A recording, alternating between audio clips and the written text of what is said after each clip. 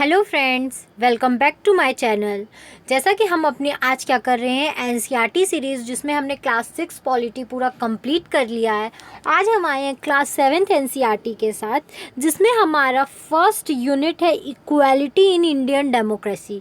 Indian democracy में equality कैसे होती है, ठीक है। इसका फर्स्ट चैप्टर यहाँ पे है हमारा ऑन इक्वालिटी होगा। यहाँ पे स्पेलिंग मिस्टेक है, उसके लिए आई एम रियली सॉरी, लेकिन यहाँ पे क्या होगा, इक्वालिटी। आप इसे सही कर लीजिएगा, ठीक है। इक्वालिटी, यहाँ पे इक्वालिटी होगा, ठीक है। ऑन इक्वालिटी, यहाँ पे थोड़ी सी स्पेलिंग मिस्टेक है, ठीक है, मैंने उसको करेक्ट करा दिया, ठीक है। यहाँ पे मेनली हमें बताया गया है इक्वालिटी के बारे में, ठीक है। इक्वालिटी कैसे होती है, क्या इक्वालिटी के फीचर्स हैं, ठीक है, ये सब बताया है। जब हम इसको पढ़ेंगे तो हमें काफ़ी अच्छे से समझ में आएगा कि इक्वालिटी के बारे में इसमें क्या बताया गया है, ठीक है। इसमें फर्स्ट लाइन आपकी दी है, इंडिया इज़ अ डेमोक्रेसी, ठीक है। जैसा कि हम लोग ने अपने फर्स्ट पहले 6 क्लास में पढ़ा है कि जो हमारे इंडिया है वो डेमोक्रेसी है, ठीक है, वो फुल डेमोक्रेटिक कंट्री है। In the class sorry friends, in the class 6 book we looked at the key elements of a democratic government. I think हमारा चैप्टर 4 था 6 क्लास का, की एलिमेंट्स ऑफ डेमोक्रेटिक गवर्नमेंट, ठीक है।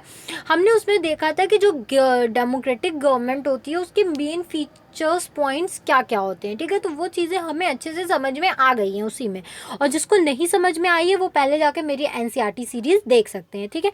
This includes people participation, the resolution of conflict and equality and justice, ठीक है। Democratic में हमें 3 मेन चीज़ों पे फोकस किया था। क्या पहला क्या था हमारा, पीपल पार्टिसिपेशन, कि इसमें क्या होते हैं, जो लोग होते हैं वो पार्टिसिपेट करते हैं। पूरे मेन एंड वुमेन या जो भी 18+ होते हैं उनको क्या होता है, पूरा हक होता है कि वो क्या कर सके, इकट्ठा होके अपने जो उनके विचार हैं या जो उनके थॉट्स हैं वो उसको क्या कर सके, प्रेजेंट करके एक अपने रिप्रेजेंटेटिव को चुन सकें। द रिजोल्यूशन ऑफ कन्फ्लिक्ट, ठीक है, और जो कन्फ्लिक्ट है उनको भी रिजॉल्व कैसे करता है हमारा democracy. And equality and justice, third बात हुई है यहाँ पे इक्वालिटी और जस्टिस, कि यहाँ पे हर लोगों के साथ इक्वालिटी होती है और जस्टिस होता है, ठीक है।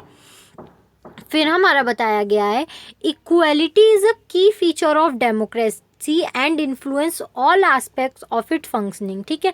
जैसा कि हम लोग जानते हैं इक्वालिटी एक डेमोक्रेसी का बहुत बहुत बहुत इम्पॉर्टेंट क्या है, फीचर्स है, ठीक है, जो कि उसके सारे फंक्शनिंग को क्या करता है, इफ़ेक्ट करता है, ठीक है, देखता है। In this chapter you will read more about equality.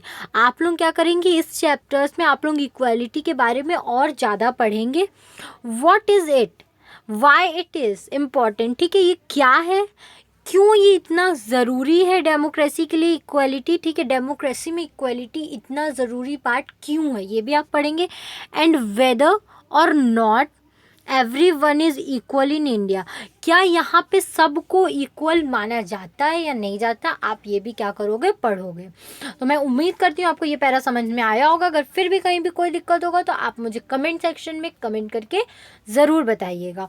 और इसके PDF के लिए, हैंड रिटन नोट्स के लिए आप मेरा डिस्क्रिप्शन बॉक्स चेक कर सकते हैं। Thank you. हमारा नेक्स्ट टॉपिक है इक्वल राइट टू वोट। जैसा कि हम लोग जानते हैं इक्वलिटी में सबसे फर्स्ट चीज़ क्या आती है कि हमें वोट करने का अधिकार होता है, ठीक है। हम गरीब अमीर, लड़का लड़की, वेल्थ, ये सब हम नहीं देखते हैं, हम सबको क्या होता है, वोट करने का इक्वल अधिकार, राइट मिला होता है।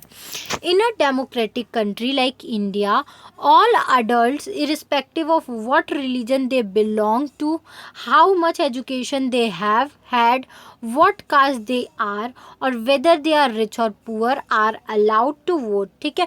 हमारे डेमोक्रेटिक कंट्री में जैसे डेमोक्रेटिक कंट्री जैसे कि इंडिया है, वहाँ पे जितने भी अडल्ट हैं, ठीक है, मतलब 18+ हैं, उनको क्या है, वोट देने का पूरा पूरा अधिकार है। इस चीज़ से हमें कोई मतलब नहीं होता कि वो किस रिलीजन के हैं, उन्होंने कितनी एजुकेशन ली है, वो किस कास्ट से बिलोंग करते हैं, वो लोग रिच हैं या पुअर हैं, इससे कोई मतलब नहीं। उन सब को परमिशन होता है क्या, कि वो इक्वली वोट दे सके। Okay, this as you have already read in class 6 book is called universal adult franchise. And is an essential aspect of all democracies. ठीक है, हमने क्लास 6 में भी पढ़ा था कि जो भी 18+ होते हैं उनको वोट देने का अधिकार होता है, और इस फीचर्स को हम लोग यूनिवर्सल अडल्ट फ्रेंचाइजी बोलते हैं। ठीक है, और ये सारी डेमोक्रेसीज जो भी अपनी कंट्री अपने आप को डेमोक्रेटिक बोलती है, या जो भी कंट्री डेमोक्रेसी जैसी कंट्री होती है, तो उसमें ये एक मेन फीचर्स होता है कि राइट टू वोट। ओके, तो ये हर डेमोक्रेसी का क्या होता है, एक एसेंशियल पार्ट होता है, फीचर होता है। The idea of universal adult franchise is based on the idea of equality. ठीक है, यूनिवर्सल अडल्ट फ्रेंचाइजी का आइडिया ही इसलिए आया था क्योंकि वो लोग क्या चाहते थे कि सबके बीच में इक्वलिटी बनी रहे। ठीक है, because it states that every adult in a country, irrespective for their wealth and the communities he or she belongs to, has one vote। ठीक है, क्योंकि उनका मानना था कि जितने भी अडल्ट्स हैं उनकी वेल्थ को ना देखते हुए, उनकी कम्युनिटी को ना देखते हुए, उनकी रिलीजन को ना देखते हुए क्या हो, उनको वोट देने का पूरा पूरा अधिकार मिले। ठीक है, एटलीस्ट उनको एक वोट देने का अधिकार मिले। ओके, फिर है next other kinds of equality. और तरीके की इक्वलिटी के बारे में यहाँ बात की गई है कि अदर काइंड्स ऑफ इक्वलिटी क्या होता है। Many peoples who live in democratic country and who have the right to vote but whose daily living and working condition are far from equal। ठीक है, बहुत सारे ऐसे पीपल्स हैं क्या, वो डेमोक्रेटिक कंट्री में तो रहते हैं, उनको वोट देने का तो अधिकार होता है, लेकिन उनकी जो डेली लिविंग्स होती हैं, उनकी जो वर्किंग कंडीशन होती हैं, वो इक्वल नहीं होती हैं सबकी तरह। ठीक है, मतलब यहाँ पे बताया है क्या इक्वलिटी सिर्फ वोट देने को ही बोला जाता है, नहीं, जो हर चीज़ में इक्वलिटी की बात की गई है। तो यहाँ पे पहला फीचर ये बताया, पहली चीज़ ये बताई गई है कि बहुत से ऐसे लोग हैं जो डेमोक्रेटिक कंट्री में तो रहते हैं, वो वोट भी देते हैं, लेकिन उनकी जो डेली लिविंग्स हैं और जो वर्किंग कंडीशन है वो सब की तरह इक्वल नहीं है। Apart from being poor, people in India experiences inequality in different ways. ठीक है, सिर्फ पुअर के वेज में ही नहीं, सिर्फ गरीबी के तरीके से उन लोगों को इनइक्वालिटी नहीं मिलता है, और भी बहुत सारे तरीके हैं जहाँ पे उनको इक्वालिटी फेस करनी पड़ती है। Different kind of inequality that exist in India. यही बोला जा रहा है कि हमारे इंडिया में बहुत अलग अलग तरीके की इनइक्वालिटीज़ क्या की जाती है, एग्जिस्ट करती है। ठीक है, सिर्फ एक तरीके की इनइक्वालिटी नहीं है। One of the more common form of inequality in India is a caste system. एक जो सबसे जाना माना प्रचलित इनइक्वालिटी है, भेदभाव है, वो क्या है, कास्ट सिस्टम। जो कि हम लोग क्या करते हैं, कास्ट लाते हैं कि तुम इस कास्ट के हो, तुम अपर कास्ट के हो, तुम लोअर कास्ट के हो। ये बहुत मतलब मेजर इनइक्वालिटी का फीचर्स है। ठीक है, मतलब इंडिया में ये बहुत देखा जाता है कि कास्ट सिस्टम के बेसिस पे हम लोग क्या करते हैं, इक्वालिटी नहीं करते हैं। ओके, नेक्स्ट है हमारे रिकॉग्नाइजिंग डिग्निटी। ठीक है, इसमें डिग्निटी को रिकॉग्नाइज करना, लोगों को देखना, जानना, किस चीज़ के किस आधार पे हम लोगों को क्या करते हैं, डिस्क्रिमिनेट करते हैं, और इनइक्वालिटी का एक मतलब जो सोर्स है वो आता है। ठीक है, तो पहला क्या है, the caste we are born into. पहला तो सबसे मेन फीचर है हम किस कास्ट में पैदा हुए हैं। ठीक है, हमारा कास्ट क्या है, हम किस कास्ट से बिलोंग करते हैं। फिर दूसरा, द रिलीजन वी प्रैक्टिस, हम कौन से भगवान को मानते हैं, कौन सा रिलीजन प्रैक्टिस करते हैं, मतलब कौन सा धर्म हम मानते हैं। ठीक है, फिर the class background we come from, हम किस क्लास और किस बैकग्राउंड से आते हैं। ठीक है, मतलब इकोनॉमिक बैकग्राउंड, हम गरीब है, अमीर है, ये वाला। ठीक है, वेदर वी आर मेल और female, this are often the things that determine, हम लड़का हैं या लड़की हैं, ये भी बहुत ज़्यादा, मतलब हम लड़का हैं तो हमें सोसाइटी में ज़्यादा इज्जत मिलेगी, लड़की हैं तो हमारे पे कुछ रिस्ट्रिक्शन होगा, ये भी हमारी डिग्निटी को बहुत क्या करता है, जज करता है। अगर हम लड़की हैं तो हमारे पर रिस्ट्रिक्शंस हैं, लड़के हैं तो रिस्ट्रिक्शन है। ठीक है, तो ये भी एक बहुत इम्पॉर्टेंट फैक्टर है।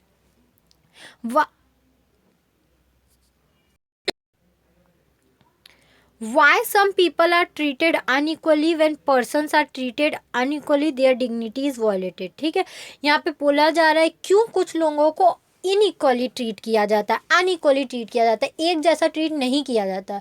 और जब हम लोगों को एक जैसा ट्रीट नहीं किए करते हैं तो इसका मतलब है हम उनकी जो डिग्निटी है, उनकी सेल्फ रिस्पेक्ट है, उसको क्या कर रहे हैं, उसका हनन कर रहे हैं, उसको वॉयलेट कर रहे हैं। ठीक है, तो ये था हमारा रिकॉग्नाइजिंग डिग्निटी। नेक्स्ट है हमारा इक्वलिटी इन इंडियन डेमोक्रेसी। जो इंडियन डेमोक्रेसी है उसमें इक्वलिटी का स्तर इसमें बताया गया है क्या है। The Indian constitution recognises every person as equal. जैसे कि हम लोग जानते हैं हमारा इंडियन जो कॉन्स्टिट्यूशन है उसमें हर लोगों को इक्वल बताया गया है, उसमें कोई कास्ट, रेस, रिलीजन पे बात नहीं की गई है। वो हर लोगों को, हमारा जो कॉन्स्टिट्यूशन है वो सबको क्या बताता है, इक्वल बताता है। This means that every individual in the country including male, female, persons from all caste, religion, tribes, educational and economic backgrounds are recognized as equal। इसका मतलब है कि जितने भी हमारे कंट्री के इंडिविजुअल है वो सब एक समान है, चाहे वो लड़का हो, चाहे वो लड़की हो, चाहे वो किसी भी कास्ट का हो, किसी भी रिलीजन का हो, किसी भी ट्राइब का हो, चाहे वो गरीब हो, चाहे वो कम एजुकेटेड हो, वो सब को हम क्या मानेंगे, इक्वल ही मानेंगे।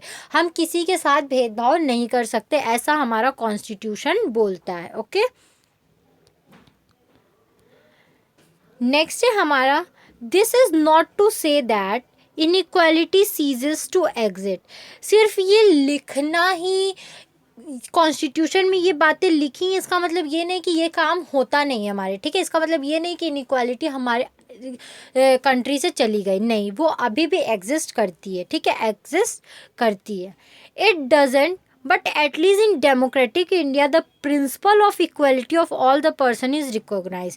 ऐसा होता तो नहीं है, लेकिन इसमें बताया गया है कम से कम हमारे कॉन्स्टिट्यूशन में बातें लिखी तो गई हैं ना, सब लोगों को इक्वल बताया तो गया। अब ये लोगों के ऊपर डिपेंड करता है कि वो उन चीज़ों को कैसे मान रहे हैं। ठीक है, लेकिन हमारे संविधान में, हमारी गवर्नमेंट ऑफ इंडिया की नज़र में हम एक जैसे हैं, चाहे वो गरीब हो, अमीर हो, किसी रिलीजन का हो, किसी कास्ट का हो, किसी ट्राइब का हो, वो सब एक समान है।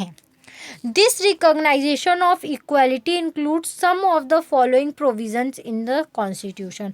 और इस इनक्वालिटी को बरकरार रखने के लिए हमारी कॉन्स्टिट्यूशन ने कुछ प्रोविजंस बनाए हैं। ठीक है, मतलब कुछ नियम, क्योंकि हम लोग तो हैं ढीठ इंसान, जब तक हमारे पे कोई नियम, कानून ये सब लागू नहीं होगा हम क्या करेंगे, हमारे अंदर से वो फीलिंग्स नहीं आती हैं इक्वलिटी वाली। ठीक है, तो वो चीज़ें लागू कराने के लिए क्या किया गया है, कुछ प्रोविज़न्स कॉन्स्टिट्यूशन ने बनाए हैं। क्या प्रोविज़न्स है उनको हम देख लेते हैं। फर्स्ट दैट, पहला प्रोविज़न है, every person is equal before the law. कानून की नज़र में हर एक इंसान क्या है, इक्वल है। ठीक है, what this means is that every person from the president of the country to you are domestic worker has to obey the same law. इनका मतलब है कि प्रेजिडेंट से लेके एक नॉर्मल वर्कर तक है, वो सारे क्या करेंगे, इस कॉन्स्टिट्यूशन की बात मानेंगे, क्योंकि कॉन्स्टिट्यूशन की नज़र में सारे लोग इक्वल हैं। ठीक है, जो भी बातें कॉन्स्टिट्यूशन में लिखी गई हैं वो प्रेसिडेंट के लिए भी लागू होती है, एक नॉर्मल इंडिविजुअल के लिए भी लागू होती है, और एक डोमेस्टिक वर्कर के लिए भी क्या होती है, वो बातें लागू होती हैं। ठीक है, तो पहला प्रोविज़न हमारा ये है। सेकंड प्रोविज़न हमारा क्या है, सेकंड है, no person can be discriminated against on the basis of their religion, race, caste, place of birth, or whether they are female or male। किसी भी पर्सन को डिस्क्रिमिनेट नहीं किया जाएगा, किस बेसिस पे, उनके रेस, उनके रिलीजन पे, उनके रेस पे, उनके कास्ट पे, वो कहाँ से जन्मे हैं, वो लड़का है या लड़की है, इन सब बेसिस पे उनको क्या किया जाएगा, डिस्क्रिमिनेट नहीं किया जाएगा। ठीक है, तीसरा क्या है, थर्ड है, every person has access to all the public places including playgrounds, hotels, shops and markets. All persons can use publicly available wells, roads and bathing guards. ठीक है, जितने भी पब्लिक प्लेसेस हैं वहाँ पे हर किसी को, गरीब से गरीब, निचली जाति के, पिछली जाति के, ऊंचे जाति के, अमीर, सब को जाने का वहाँ पे हक होगा। ठीक है, जैसे होटल, शॉप, कोई वेल है, कोई रोड है, कोई बाथिंग घाट्स है, तो वो सब पे सारे पीपल्स जाके क्या कर सकेंगे, उनको यूज़ कर सकेंगे। किसी को उस बेसिस पे डिस्क्रिमिनेट नहीं किया जाएगा, वहाँ से बाहर निकलने का क्या किया जाएगा, नहीं बोला जाएगा। फोर्थ है अनटचेबिलिटी हैज़ बीन अबॉलिश। जो अनटचेबिलिटी है, छुआछूत, उसको क्या कर दिया गया है, पूरी तरीके से अबॉलिश कर दिया गया है। ठीक है, नेक्स्ट है हमारा इम्प्लीमेंट द इक्वालिटी। इक्वालिटी को इम्प्लीमेंट कैसे किया जाता है या क्या करती है उसके लिए हमारी government. The two ways in which the government has tried to implement the equality that is guaranteed in the constitution. दो तरीका है जिससे हमारी गवर्नमेंट ये ट्राई करती है कि क्या कर सके, वो ये जो इक्वालिटी के लॉज हैं उनको इम्प्लीमेंट करा सके। उन्होंने दो तरीका अपने कॉन्स्टिट्यूशन में लिखा है। वो क्या तरीका है देख लेते हैं। पहला है थ्रू लॉज। पहले तो वो लॉज के थ्रू अलग अलग नियम कानून बना के क्या करती है, इक्वालिटी के जो नियम है उनको लागू करती है। सेकंड, थ्रू गवर्नमेंट प्रोग्राम्स और वेट अ मिनट और schemes to help disadvantages communities. पहला तो वो क्या कर देती है, अलग अलग लॉज बना देती है। दूसरा क्या करती है, वो कुछ क्या करती है, ऐसे स्कीम्स चलाती है, ऐसे प्रोग्राम्स चलाती है कि जो डिसएडवांटेजेस कम्युनिटीज़ हैं, जो अफोर्ड नहीं कर सकते, जो जिनको अच्छी सुविधाएं नहीं मिलती है, उनको क्या कर सके, अच्छी सुविधाएं पहुंचा सके। ठीक है, नेक्स्ट है हमारा there are several laws in India that protect every persons right to be treated equally. यहाँ पे क्या है, बहुत सारे लॉज बनाए गए हैं, ठीक है, इंडिया में, जो कि क्या करते हैं, हर एक पर्टिकुलर सिटीज़न को क्या करते हैं, इक्वल ट्रीट कराते हैं। ठीक है, हर पर्सन के राइट को क्या करते हैं, प्रोटेक्ट करते हैं। ठीक है, किसी के भी पर्सनल राइट्स को क्या करते हैं, वायलेट नहीं होने देते हैं। In sorry friend, in addition to laws, the government has also set up several schemes to improve the lives of communities and individuals who have been treated unequally for several centuries. ठीक है, यहाँ पे क्या किया है government ने, ऐसे बहुत सारे लॉज बनाए हैं, स्कीम बनाए हैं, ताकि वो उन लोगों के लाइफ्स को इम्प्रूव कर सके जिनको काफ़ी दशकों से, सेंचुरी से अनइक्वल ट्रीट किया। जैसे कोई पर्टिकुलर ट्राइब, कोई पर्टिकुलर कम्युनिटी जिनको काफ़ी सालों से क्या किया जा रहा है, अनइक्वल ट्रीट किया जा रहा है, तो उनके लिए उन्होंने स्पेशल लॉज बनाए हैं, स्पेशल तरीके से उनको क्या किया है, राइट दिलवाने की कोशिश की गई है। ठीक है, the schemes are to ensure greater opportunity for people who have not had this in the past. ठीक है, जिनको पुराने टाइम में वो अपॉर्चुनिटी नहीं मिली थी, उनको आज गवर्नमेंट क्या करती है, कोशिश करती है कि उनको ज़्यादा से ज़्यादा अपॉर्चुनिटी दे सके, कि उनके साथ जो भेदभाव पहले हुआ है वो आज ना हो, उनको बल्कि उससे बेटर आज मिले। ठीक है, जैसे कि हम लोग देखते हैं रिजर्वेशन, ये सब क्या है, इसी का पार्ट है। ठीक है, क्योंकि उनके साथ पिछले कुछ टाइम में इतना बुरा हुआ है कि आज उनके साथ अच्छा करना ज़रूरी है। ठीक है, फिर नेक्स्ट है issues of equalities in other democracy. और डेमोक्रेसीज़ की बात करते हैं कि वहाँ पे क्या प्रॉब्लम्स आई थी, उन्होंने उस प्रॉब्लम्स को कैसे फेस किया। ठीक है, तो पहला है many democratic countries around the world the issues of inequality countries to the key issue around which communities struggle. ठीक है, बहुत सारे ऐसे डेमोक्रेटिक कंट्रीज हैं वर्ल्ड में जहाँ पे इक्वालिटी की प्रॉब्लम आती है और बहुत सारे पीपल क्या करते हैं, उसमें सफ़र करते हैं।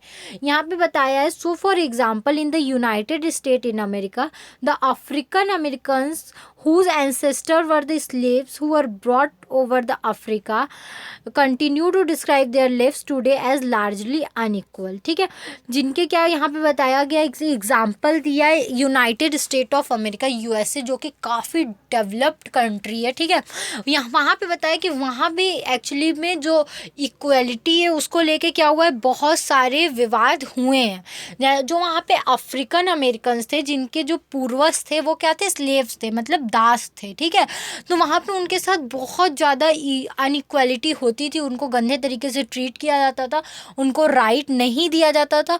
उन्होंने क्या किया है, बहुत स्ट्रगल किया है, और after a very large struggle उनको कब राइट मिला, उनको राइट मिला। The Civil Right Act of 1964 prohibited discrimination on the basis of race, religion और नेशनल ओरिजिन। ठीक है, तब वहाँ पे एक ये राइट लागू हुआ जिसमें कहा गया कि किसी के साथ भी भेदभाव नहीं किया जाएगा उनके रेस, रिलीजन या उनके नेशनल ओरिजिन, कि वो कहाँ से आए उस बेसिस पे। ठीक है, तो इतने सारे स्ट्रगल्स के बाद उनको वहाँ पे जाके क्या मिला, राइट्स मिला। तो यहाँ बता रहा है कि यहाँ बात छोटे बड़े कंट्री की नहीं है, जो यूएसए यूएसए कितना बड़ा कंट्री है, वहाँ भी इक्वालिटी को लेके क्या हो रहा है, स्ट्रगल्स हो रहे हैं, मूवमेंट्स हो रहे हैं, लोग सह रहे हैं। तो यहाँ पे यही बताने की कोशिश की गई है। ओके, फिर यहाँ पे बताया चैलेंज ऑफ डेमोक्रेसी। डेमोक्रेसी के लिए एक मेजर चैलेंज क्या है, ठीक है। No country can be describe as being completely democratic. कोई भी कंट्री ऐसा नहीं है जो अपने आप को पूरी तरीके से डेमोक्रेटिक कंट्री बोल सके। There are always communities and individual try to expand the idea of democracy and push for a greater recognition of equality on existing as well as new issue। यहाँ पे हमेशा लोग नए नए लोग आते हैं इंडिविजुअल और ट्राई करते हैं कि वो क्या करें, इक्वालिटी को ज़्यादा प्रमोट कर सके कुछ पुराने मुद्दों को लेके, और वो कुछ नए मुद्दे बताते हैं कि इस तरीके से आप क्या कर सकते हैं, इक्वालिटी ला सकते हैं, ठीक है। Central to this is the struggle for the recognition of all persons as equal and for the dignity to be maintained except from Article 15 of the Indian Constitution। ठीक है, इसी इक्वालिटी को प्रमोट करने के लिए हमारा आर्टिकल 15 क्या करता है, बनाया गया है, जो हर एक पर्टिकुलर इंडिविजुअल के क्या करे, डिग्निटी को मेंटेन करके रख सके। ठीक है, अब आर्टिकल 15 के बारे में थोड़ा पढ़ लेते हैं। आर्टिकल 15 हमारा क्या बोलता है, prohibition of discrimination on grounds of religion, race, caste, sex और प्लेस ऑफ द बर्थ। किसी के साथ भी डिस्क्रिमिनेशन नहीं होगा उनके रिलीजन के बेसिस पे, उनके रेस, कास्ट, या वो कहाँ से आए हैं, उनके जेंडर क्या है, या वो कहाँ पे उनका जन्म हुआ है, इससे किसी भी पर्टिकुलर पर्सन पे क्या होगा, कोई भी इफेक्ट नहीं पड़ना चाहिए। उनको इन ग्राउंड्स पे क्या करना चाहिए, डिस्क्रिमिनेट नहीं करना है। ठीक है, the state shall not discriminate against any citizen on grounds only of religion, race, caste, sex, place for birth of any of them. ठीक है, उन्होंने बोला है किसी भी पर्सन को सिर्फ इन बेसिस पे क्या करना है, डिस्क्रिमिनेट नहीं करना है। No citizen shall on the grounds only of religion, race, caste, sex, place of birth or any of them be subject to any disability, liability, restriction और condition with regard to। ठीक है, इन सिर्फ इन basis पे, इसके साथ अगर कोई और बेसिस हो, ठीक है, कि जैसे कि वो आप अगर डिटेल पढ़ोगे आर्टिकल 15 तो उसमें आपको पता चल जाएगा। एनसीईआरटी में आपको इतनी डिटेल में जाने की ज़रूरत नहीं है। सिर्फ इन बेसिस पे आप किसी को डिस्क्रिमिनेट नहीं कर सकते पढ़ने से, या कहीं रिस्ट्रिक्शन नहीं लगा सकते। ठीक है, पहला एक्सेस टू शॉप, वो लोग किसी भी शॉप पे जा सकते हैं, पब्लिक रेस्टोरेंट में जा सकते हैं, होटल्स में जा सकते हैं, कोई भी इंटरटेनमेंट के प्लेस पे वो जा सकते हैं। ठीक है, the use of well, tanks, bathing guards, roads and places of public resorts maintain wholly और partly out of state funds और dedicated to the use of general public. ठीक है, जो कि स्टेट फंड से बनाए जाते हैं ये सब, इसलिए उनको कोई भी यूज़ कर सकता है, ये जनरल पब्लिक के लिए ही होता है। तो हमारा ये चैप्टर यहीं पे ख़त्म होता है। अगर आपको इसके हैंड रिटन नोट्स चाहिए होंगे तो आप मेरा डिस्क्रिप्शन बॉक्स चेक कर सकते हैं। मैं उम्मीद करती हूँ कि आपको मेरे लेक्चर्स समझ में आ रहे होंगे। आप अपना फीडबैक कमेंट सेक्शन में ज़रूर शेयर करिए। And thank you very much for watching my video. Please like, subscribe and share my channel. और आपको जिस भी सब्जेक्ट के नोट्स चाहिए आप मुझे कमेंट सेक्शन में कमेंट करके ज़रूर बताएँ। Thank you very much.